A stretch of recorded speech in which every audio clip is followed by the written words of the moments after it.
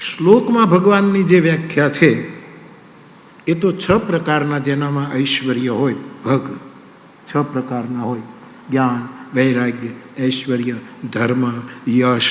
આવા 6 શ્લોકમાં છે. એ 6. પણ લોક તરીકે ભગવાનની વ્યાખ્યા શું કરું? તો 4 વસ્તુ જેનામાં હોય એ ભગવાન. ભને કાંઈનો ભ.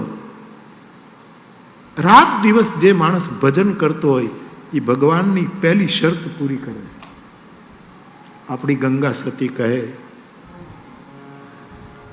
સદા એ ભજનનો આહાર. ભગવાનના ભનો અર્થ થાય છે ભજનાનંદ. ભજન ભજન એટલે સેવા, પણ ભજ ધાતુ સેવાયામ. ખાલી મહારાજ ફેર્યા કરવી એટલું જ નહીં કહું, સેવા કરવી એ પણ. અને ગનો અર્થ, જે વૈશ્વિક વિચાર મેં હમણાં, ગનો અર્થ છે આપણી વૃત્તિ, આપણી વિશાળતા. આપણને ગગન ટૂંકું પડવું જોઈએ, એટલો વિશાળ દ્રષ્ટિકોણ. આકાશ ટૂંકું પડે. આપણે કેટલા કેટલા સાંકડા થતા જઈએ.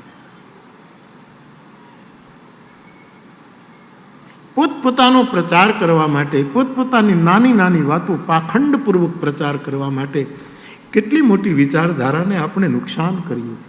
વાનો અર્થ મેં હંમેશા કર્યો છે કે ઘરમાં રહે, ગૃહસ્થ જીવન જીવે, બધાના જેવા કપડાં પહેરે, બધાની સાથે બેસીને ખાય, બધાની સાથે વાતો કરે, કોઈ વિશેષતા નહીં, છતાંય ભવનમાં રહી અને જેની દૃષ્ટિ વન તરફ હોય એવું વાનપ્રસ્થ જીવન.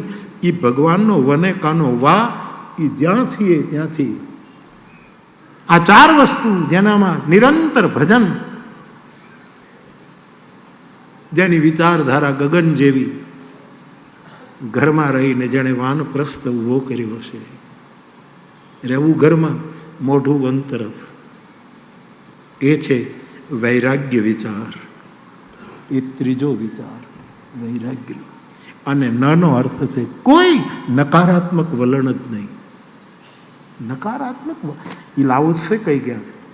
લાઓત્સુ કહે છે કે આખા જગતને જાણે અને એને ખબર છે કે આ વસ્તુ બરાબર નથી, તો પણ એ જ્યારે સામે આવે ત્યારે એની સાથે કોઈ દિવસ નકારાત્મક વલણ ન કરે. એને એટલો આદર આપે કે એના મા બાપે પણ ન આપ્યો હોય. આવું નકારાત્મક વલણ. આ લોક ભગવાનની વ્યાખ્યા છે તલગાજડા.